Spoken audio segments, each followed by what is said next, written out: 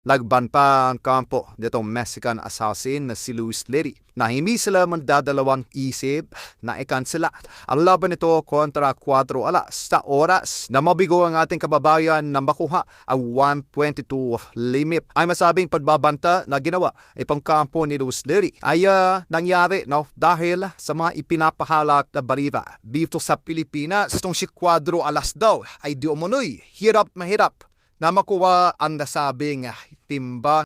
Dapat dili to mag-cancel. Mo lagi. Kapuwi kayo.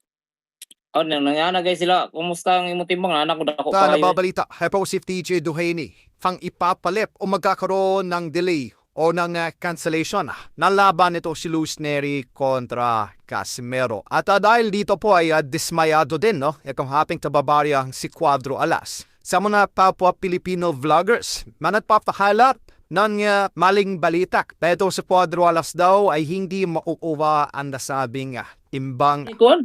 Dapat dili to mag-cancel.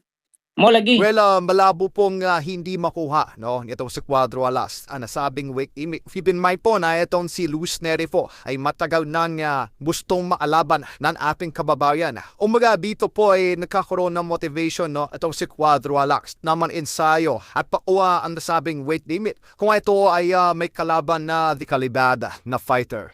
At ito nga po ay sa kapauhan ng Mexican assassin na si Luis Lery.